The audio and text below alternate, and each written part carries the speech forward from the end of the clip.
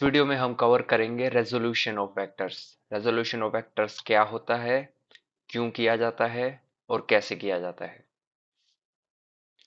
Let's start with what.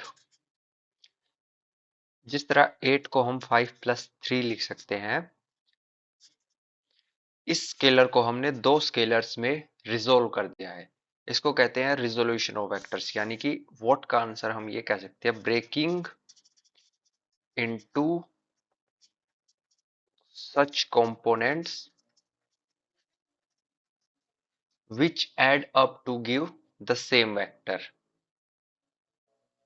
यानी कि किसी भी वेक्टर के ऐसे कंपोनेंट्स बनाना जो कि ऐड होके वापस से वही vector they they. For example, ये है ए वेक्टर, तो ए वेक्टर को हम बाय ट्रायंगल लॉ ऐसे दो वेक्टर्स में तोड़ सकते हैं। इन दो वेक्टर्स को की खास बात क्या है, हेड टू टेल ये ज्वाइंट होने चाहिए। बचे हुए टेल से बचे हुए हेड की तरफ हमारा ए वेक्टर हो जाएगा। तो ए वेक्टर को हमने बी वेक्टर इसको बोल देते हैं, सी इसको।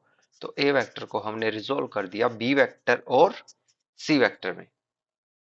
इसको कहते हैं resolution of vector. Second part, why do we resolve vectors. इसका आंसर है वी डोंट नीड टू। हमें ये रिजोल्यूशन का कोई खास काम नहीं है, लेकिन except if resolved components are perpendicular to each other। यानी कि ये बी वेक्टर और सी वेक्टर एक दूसरे के परपेंडिकुलर हो, तब रेजोल्यूशन कैसे दिखेगा। तब रेजोल्यूशन बन जाएगा ए वेक्टर इज इक्वल टू, अब देखो हम क्या करेंगे, कोई भी ए वेक्टर की टेल से एक लाइन है, उस लाइन के परपेंडिकुलर ए वेक्टर के हेड की तरफ एक और लाइन बनाएंगे। तो ये जो दो वेक्टर्स बनते हैं, B perpendicular, B C perpendicular, यहाँ पे बेनिफिट है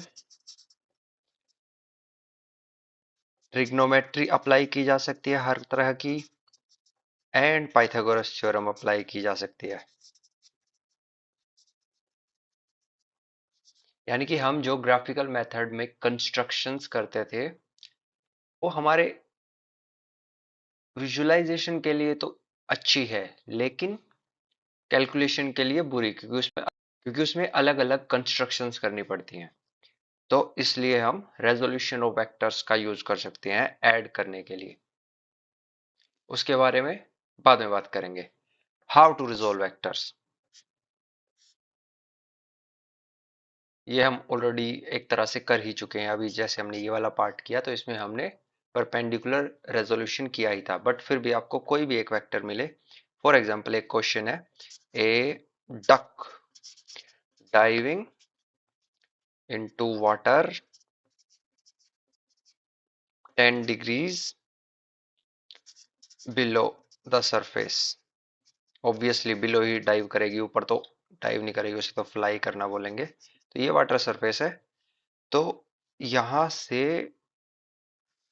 डक की वेलोसिटी की डायरेक्शन ये है, 10 डिग्री ये एंगल है। तो इसको हम रिजोल्व कर सकते हैं दो वेक्टर्स में जो कि एक दूसरे के परपेंडिकुलर हैं। तो लाइन जैसे एक यही है हॉरिजॉन्टल वाली, इसके परपेंडिकुलर लाइन क्या बनेगी, जैसे ये हॉरिजॉन्टल है तो ये परपेंडिकुलर होगी, ऑब्वियस सी बात है। तो अब इनको रिजोल्व करना है हमें, तो रिजोल्व करने के लिए क्या करना पड़ेगा,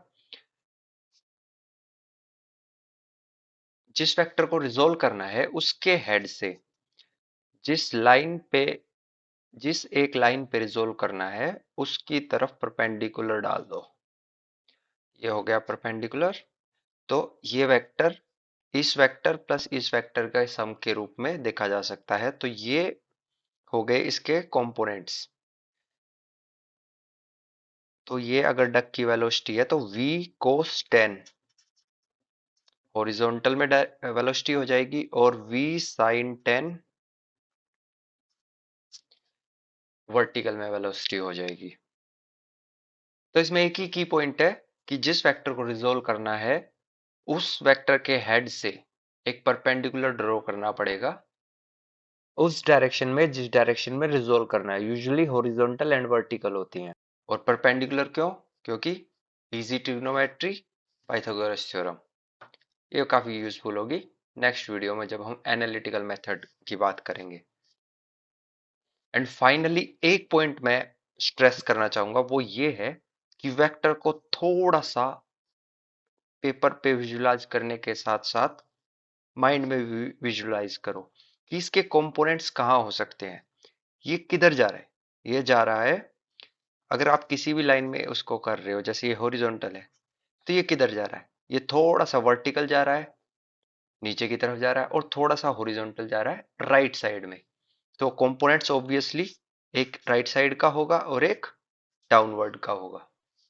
तो आप इजीली कह सकते हो कि ये और ये वेक्टर है।